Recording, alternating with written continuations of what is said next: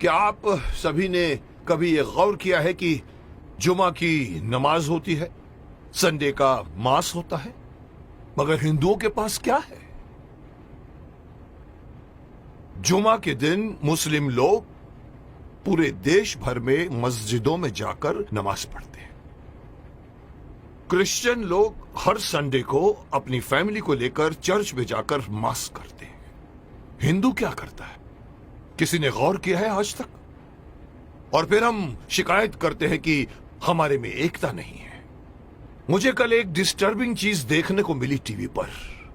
विश्लेषण करके मुझे बताया गया है, मैंने देखा कि पूरे वर्ल्ड में 190 करोड़ मुस्लिम्स हैं, मुस्लिम राष्ट्रों से मिलाकर। हिंदुस्तान में 100 करोड़ हिंदू हैं, लेकिन वो 190 करोड़ मुस्लिम एक कॉल पर इकट्ठे हो सकते हैं, हो जाते हैं। अगर मैं सिंपल वे से कहूं, एक सीटी मारते ही सब लोग एकजुट हो सकते हैं।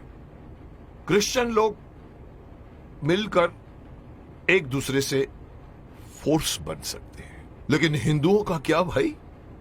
कोई हिंदुओं के पास में कोई एक ऐसी मैकेनिज्म है जिसके द्वारा पूरे 100 करोड़ हिंदू जाने एक दूसरे को? अरे साहब, नेक्स्ट फ्लैट में कौन रहता है हमें यह भी नहीं पता होता। मुंबई सिटी या हर सिटी की ये बात है। मैं ये कहना चाहता हूं कि हिंदुओं को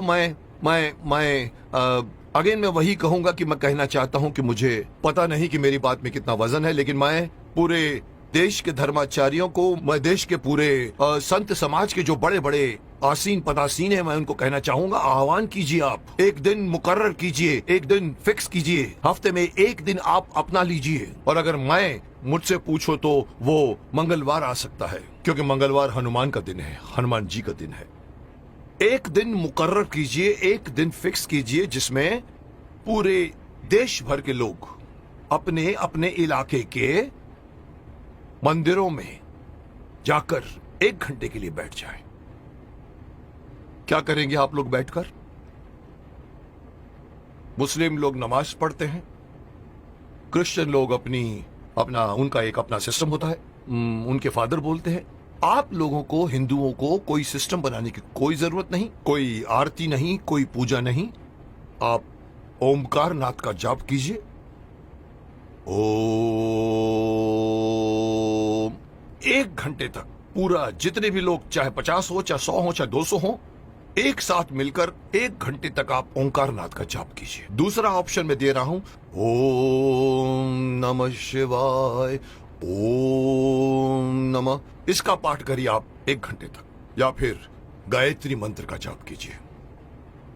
अब आप देखिए मैं क्यों इस बात को उठाना चाहता हूं, क्योंकि हमारे हिंदुओं में ये एक बहुत बड़ी मान्यता है कि अपने आप को बहुत सहिष्णु मानते हैं और कहते हैं हिंदू हमारा धर्म, हमारा हिंदू समाज अपने धर्म के प्रति जागरूक नहीं है, अपने धर्म के प्रति पूरी तरह से कमिटेड नहीं है। धर्म कहते हैं हमारा हिंदू धर्म धर्म नहीं है, हमारा धर्म जो है वे ऑफ लाइफ है। मैं हमेशा से मना करता हूं, धर्म था, है और रहेगा। और जब तक आप इसको अपना धर्म नहीं मानोगे, तब तक आपके अंदर कभी भी एकता नहीं आएगी, कभी भी आपके अंदर मोटिवेशन नहीं आएगा, कभी भी आपके अंदर फोर्स नहीं आएगा।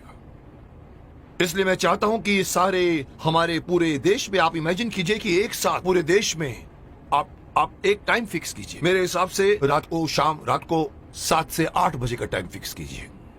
सब लोग अपना अपना काम छोड़कर अपने नजदीक के मंदिर में जाएं, 1 घंटा बैठे और 1 घंटा बैठ के अपनी सभा होगी, जिसका नाम मैं सजेस्ट करना चाहता हूं। हो सकता है नाम इसका मंगल धार्मिक सभा हो सकती है, या मंगल धार्मिक मिलन हो सकता है, या मंगल धार्मिक मिलाप हो सकता है। आप लोग वहां जाइए। हर हिंदू, मैं अगेन बात करना चाहूंगा, इसमें बौद्ध भी आ जाते हैं, सिख भी आ जाते हैं, जैन भी आ जाते हैं, उनको भी आना पड़ेगा, उनको भी साथ में आना पड़ेगा, क्योंकि 100 करोड़ में उनकी गिनती होती है। उन सब लोगों को अगर ये आदत पड़ जाए, हर मंगलवार रात को 7 से लेके 8 बजे मुझे अपने परिवार वालों को लेकर, साथ में बच्चों को लेकर जाइए और मंदिर में जाके बैठ जाइए। एक मेडिटेशन की तरह से आप लोग बैठकर वहां पर एक सभा कीजिए।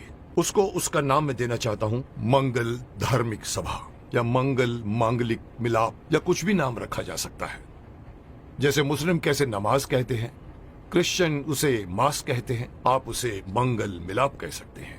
वहां आइए, आप देखेंगे आपका पूरा देश, आपके पूरे देश के 100 करोड़ हिंदू कितनी जल्दी एक दूसरे के साथ एकजुट हो जाएंगे, जिसका इस वक्त, इस कॉन्टेम्पररी आजकल आप देख रहे हैं जिस तरह के माहौल बन रहे हैं, उसमें हमारे हिंदुओं पर लोग एक तरह से हंसते भी हैं। उनको पता है कि ये लोग कोई मिलने वाले नहीं हैं। लेकिन अगर ये होना शुरू हो जाएगा तो आप सही अपने इर्द गिर्द के लोगों को सिर्फ जानोगे नहीं, पहचानना शुरू कर दोगे।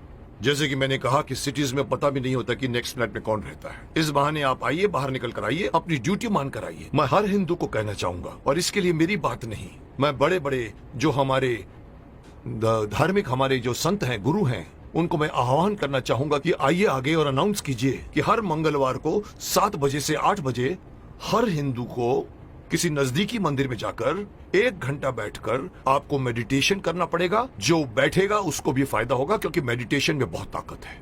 और दूसरा फायदा यही है कि आप लोग मिलोगे, एकता करोगे। और इस वक्त हिंदू समाज का एकता में आना बहुत ही अत्यंत आवश्यक है।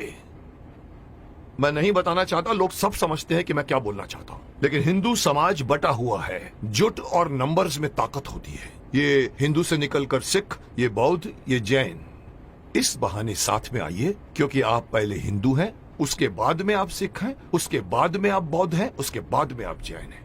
मेरी एक छोटी सी गुजारिश है कि मैं अपनी तरफ से सलाह देना चाहता हूं कि देश भर में कुछ ऐसा कानून बनाया जाए। ये कानून के दायरे में हो या पता नहीं धार्मिक दायरे में हो, लेकिन ये किया जाए, और तब जाकर दोबारा कोई ये नहीं कह सकेगा कि 100 करोड़ हिंदू बटे हुए हैं। क्योंकि हर मंगलवार को एक मांगलीय रूप से मिलते हैं और एक दूसरे के साथ आप बातें कीजिए, मिलते रहिए, लोग एक दूसरे को पहचानना शुरू कर दोगे, जो कभी नहीं करते आप। अंत में मैं हर हिंदू को इस बात से आगाह करना चाहूंगा कि अगर आप अपना फायदा चाहते हैं, अपने देश की भलाई चाहते हैं, अपने समाज की, अपने परिवार की भलाई चाहते हैं, तो एक होइए। और इससे आगे बढ़कर एक और बात कहना चाहूंगा कि धर्म को धर्म मानिए, यह मत कहिए कि वे ऑफ लाइफ है। और तीसरी बात, अपने बच्चों को अपने धर्म में इन्वॉल्व कीजिए। मैं अक्सर देखता हूं कि माँ बाप मंदिर में जा रहे होते हैं और छोटे बच्चे मम्मी से कहते हैं कि मम्मी मम्मी मम्मी मेरी सहेली मुझे खेलने के लिए बुला रही है, और माँ कहती है जा मत कीजिए। आप उस बच्चे का हाथ पकड़िए और बोलो चलो इस वक्त मंदिर जाना है। ये हर मुस्लिम करता है, ये हर क्रिश्चियन करता है, हिंदू क्यों नहीं करता? इसी का खामियाजा भुगत रहे हैं आप। बच्चों को बचपन से गीता पढ़ाइए, बच्चों को मंदिर लेकर जाइए। 1 घंटा या जब भी आप मंदिर में जाते हैं, विजिट करते हैं, बच्चों को साथ में लेकर जाइए, ताकि धीरे धीरे वो अपने देवी देवताओं को पहचानना शुरू करेंगे और एक हो जाएंगे। अब कोई मुझसे पूछेगा सर आपकी ये बात क्यों माने हम लोग, आप होते कौन है हमें ये बात कहने वाले? तो मैं सिर्फ शक्तिमान का एक डायलॉग आपको बताना चाहूंगा, जिसमें पूछा था कि आप कौन है, तो वो कहता कि ना तो मैं कोई अवतार हूं, ना ही कोई फरिश्ता, बुराई का दुश्मन हूं, सच से है मेरा रिश्ता। दुश्मन मेरे बुरे लोग नहीं, बुराई है। अगर बात मेरी मानोगे तो इसमें तुम्हारी भलाई है। तो आपकी भलाई के लिए कह रहा हूं, मान जाइए।